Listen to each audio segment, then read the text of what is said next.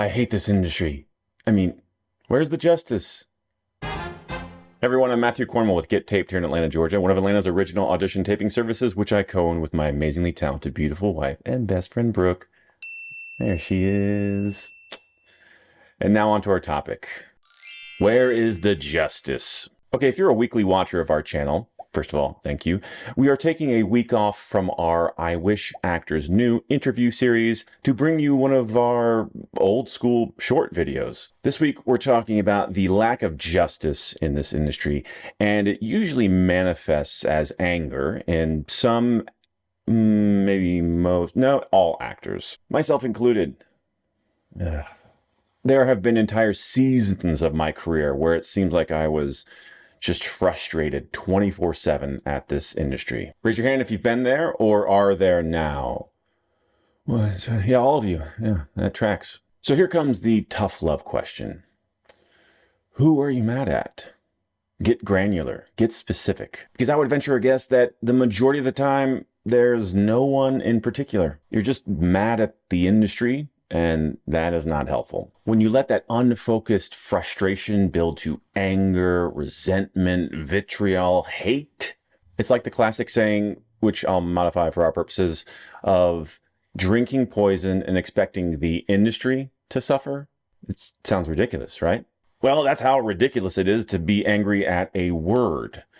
Industry. It's just a word. It could mean so many things and represent so many people. It's too broad. So your first step is to unpack your anger.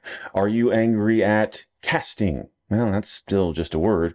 Which casting office, which casting director or casting associate or casting assistant, and why? Are you mad at self-tapes? Which one or what aspect specifically? Are you angry at quick turnarounds, no feedback, etc.? Get specific. And as you get more specific, you can start to address that particular issue. But here's the thing. Most of the time, as you unpack it, you often get faced with the stark reality that your anger is unfounded. And stay with me here, because there's a major caveat to this argument that I'll address at the end. But let's take some examples of the anger that I'm talking about. Case in point, what about this argument? I was only given 24 hours for a 3-page turnaround. Doesn't the new SAG-AFTRA contract prevent that? First of all, if you're watching this at the end of April, I think we're still in the grace period for this new contract. But even if we're not, there is a clause that allows productions to give you a quick turnaround under special circumstances. And so you should just assume this is one of those special circumstances. Casting is not trying to test you. They're not messing with you. They're not doing this to get their jollies. Likely what happened is an actor got sick. Spoiler alert, COVID's still a thing, and so is the flu, and so are just injuries and other ailments. So an actor could have been incapacitated in a way they have to replace them. Or maybe the schedule changed and that actor they booked is no longer available, so they're scrambling to recast. Or they haven't cast the role yet, but the schedule changed and they thought they had 2 weeks to cast this role. Suddenly they have 4 days to cast this role. And as you can see, there are so many reasons why it's nobody's fault that you suddenly have 24 hours for this turnaround. So who are you angry at? How about this scenario as a source of anger? Go!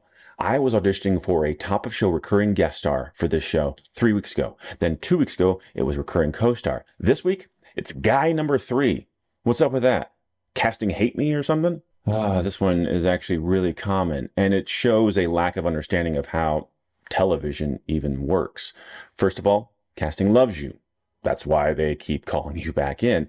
And if it's for the same show, then likely the showrunner or someone on that production team also loves you. They agree that you belong in this world. So then the actor gets angry, but then why don't they just cast me? And why is the role getting so much smaller? Well, to that point, when you start a new season of a show, you are looking at those big recurring top of show guest star roles because they have arcs throughout the whole season.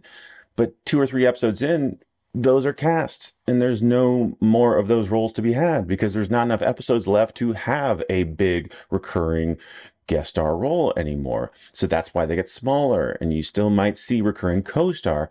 But then a couple more episodes in, those are gone. And so that only thing that is left are those single episode sometimes guest stars, but most of the time co-stars. Every episode has those smaller roles. So the reason you're getting smaller auditions for the same show is because they love you, and that's all that's left as we get further and further into the season. Now, also consider this. If you're getting those auditions and you're submitting tapes for those auditions, you're telling casting that you're in the game. I will continue to audition for these roles no matter how small they get. So you can turn them down if you are offended by guy number 3. If you are a guest star only actor, you need to tell that to your reps. It is your fault for not conveying that information to your reps. Because once you tell them that, they will stop submitting you for guy number 3, cop number 4, nurse, server, etc. So, again, who are you mad at? And here's a final example of maybe a source of anger. This is my 42nd audition for this television show over the last 7 seasons. Why don't they just book me already? Like, do they hate me? Are we seeing a theme here where we think somebody hates us and that causes us frustration, so then we return the favor by hating them? If you've had 42 auditions for a show, the casting director loves you. And again, the production agrees that you do fit in this world, but there are 1,000 things that have to align for you to actually get that deal memo. So to know that you have that many cheerleaders that are trying to make it happen each time is a compliment. And believe me, I know how hard it is to see it that way, because when I went 10 seasons not booking a show and then finally booking it, the feeling when you finally book it is finally. When I guarantee you, on casting side, they are filled with joy. They react this way. Finally, oh, I got to book Matt on the show. What a glorious day. I know he must be so happy. And yet, as the actor, you're thinking, ugh, geez, it took you long enough. So we need to stop looking at production or casting as the enemy. And if you think casting has the power to just cast you, they don't. 9 times out of 10, there's an entire hierarchy, a food chain, if you will, of people that have to approve you for you to finally get that deal memo. Casting is just the first in that chain. Casting does get to curate who production sees for each role, so there is power in the casting director. But the ultimate decision almost never would fall on the casting director. The only time that it might is if, let's say, there's not that many people in the food chain. Maybe it's a lower budget independent movie and the director is making the final choice, but they have 2 actors that they're torn between for this role, and they're 50-50 on them. They might come back to the casting director and say, who should I cast? And in that case, the cast director might actually have that vote that tips the scale to you or the other actor. But by and large, casting does not have any power in the final say on who gets cast. So stop blaming them. So who are you mad at? These are just a few examples of where your anger might come from. But you notice that in each of these examples, as you learn more information, as you unpack it, the anger, the source of the anger, starts to get sort of confused. You start to wonder, wait, who am I angry at? I guess it's really nobody. And a psychiatrist might point out, note, I am not a psychiatrist, so they might point out that you're actually not really angry when you get to the root of it. You're sad, maybe, or hurt, or the lack of control with the trajectory of your career causes a whole medley of emotions to swirl around inside you. And as you get squeezed, and over time, that just ends up turning into a fit of rage. So my argument would be that most of the time when you're feeling angry at the industry, it's really just masking something else. And it's easier to just lash out at a nondescript word, industry, casting, than to actually get curious as to the source of your anger and to really unpack that. And year after year of running Get Taped with Brooke has shown us that the vast majority of actors just don't seem to be curious enough to really do that work, to unpack the truth, to learn more about the industry. Trust me, if you're watching this, you're likely in that majority. I'd say upwards of 80% or more of the actors we've taped over the last 15 years, and we've taped over 25,000 auditions, they're just not curious enough to learn about the industry that they've chosen to make their life's work. Now, some of those actors are hobbyists, just dipping their toe in the water and not really pursuing this full time. But even the lifers are guilty of this. They just want to succeed and be famous somehow. And in lieu of fame and success, they just want to be angry. Again, I know because I have been there. I've not only taped that actor thousands of times, but I've been that actor more times than I care to admit. Because when two or more actors are gathered, they don't talk about the joy of being on set or the fun of exploring a character in a self-tape. It actually kind of sounds ridiculous even bringing that up. No, they like to sit around and complain, to one-up each other on how unfair this industry is. And I know because I've been there recently. And that's why we endeavor to put a much more positive spin on things here on this channel and in our Scuttlebutt newsletter. And we just passed 200 issues of our newsletter, The Scuttlebutt, which is evidence that actors do appreciate a little positivity now and then, at least once a week.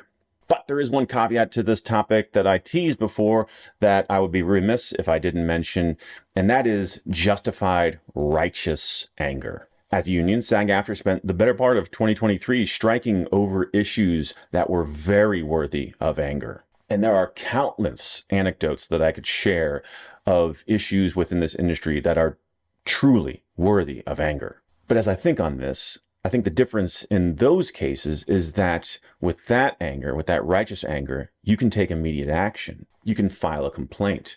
You can strike. You can use your vote to make a difference. That's when anger leads to action, and action leads to change. That's healthy.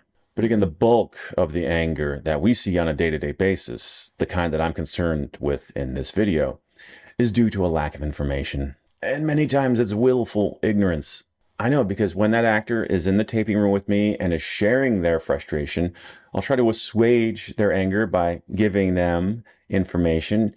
And oftentimes they don't seem curious enough to learn more. Instead, they get a case of the yeah buts. Yeah, but yeah, but. So take an inventory of your emotions, especially if you're in a drought right now. It's easier to avoid these issues or push them down, bury them when you're booking. But if it's been a minute since you've booked, then it's a perfect opportunity to look inward. Ask yourself the tough question: who am I angry at and why? And like a 5-year-old, keep asking, but why? But why? Get curious and learn more. As you gather the evidence, I guarantee you more times than not, there's no one to blame. And I get it. Having no one to blame can still fuel the frustration. So when that happens, take a breath, go for a walk, ride a roller coaster, pet a kitten.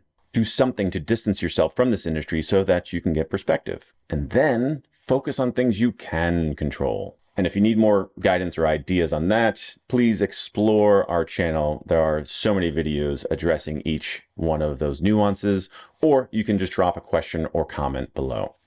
That's it for now. Thanks for watching, and we'll see you on set.